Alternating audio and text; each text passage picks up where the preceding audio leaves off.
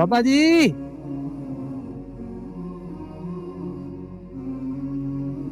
ओए होए होए होए बाबा जी की हाल आ ठीक जे तबीयत ठीक हैगी जे चले जे हाँ जी पौधे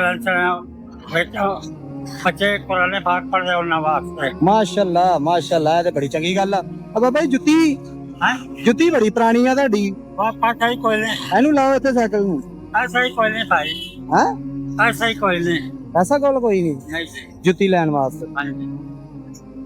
ਕਿੰਨੇ ਨੰਬਰ ਸਾਈਜ਼ ਆ ਜੁੱਤੀ ਦਾ 10 नंबर है 7 ਨੰबर 10 नंबर 10 ਨੰबर ਆ ਲਿਆਓ ਜੀ ਵੱਡਾ ਸਾਈਜ਼ ਕੱਢੋ ਕੋਈ ਜੁੱਤੀ ਦਾ बुखारी पुत्र कोई नहीं ਬਾਬਾ ਜੀ ਕਾਦੀ ਲੋੜ ਆ ਪੈਸਿਆਂ ਦੀ ਆ ਦੇਖੋ ਅੱਲਾਹ ਪਾਕ ਨੇ ਭੇਜ ਦੇ ਦਿੱਤੀ ਜੁੱਤੀ अल्लाह से मुझसे ਇਹ ਜੁੱਤੀ ਆ ਆ ਲਓ ਜੀ अल्लाह से ਠੀਕ ਆ ਜੀ ठीक है करा दिया बेटा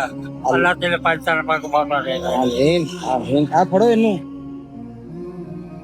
मेरा कोई बाधा नहीं नया तो ले ला कारोबार बार ਅੱਛਾ हाँ मेरे कोल है ਠੀਕ ਕੋਲ ਆ मैं आज वाला सरकार दी ना से है जी ਨਹੀਂ ਨਹੀਂ ਬਾਬਾ ਜੀ ਉਹ ਹੋ ਗਿਆ ਸਾਡੀ ਸਿਰਫ ਦੁਆ ਦੀ ਜ਼ਰੂਰਤ ਸੀਗੀ ਉਹ ਤੁਸੀਂ ਦੇ ਦਿੱਤੀ ਆ ਆ ਇਨਵੈਲਪ 2000 ਇੱਕ अल्लाह 5 रुपए वापस दे ਬਾਬਾ ਜੀ ਆਪਣਾ ਕੰਮ ਸ਼ਮ ਕਾਹਦਾ ਕਰਦੇ ਜੀ दिहाड़ी का कर रहे हैं ਆ ਫੜੋ ਆ ਆਪਾਂ ਘਰ ਬੱਚਿਆਂ ਵਾਸਤੇ ਕੋਈ ਸ਼ੈ ਸ਼ੂ ਲੈ ਕੇ ਜਾਣੀ ਠੀਕ ਆ ਜੀ ਇਹਦੇ ਚ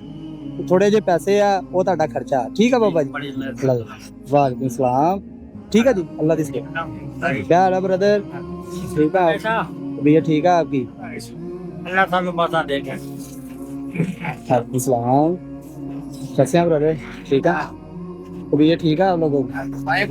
जज़ाकल्लाह आप तीन बैठे हैं तीनों पे पाबंदी है हेलमेट भी नहीं आके सर पे हाँ चलें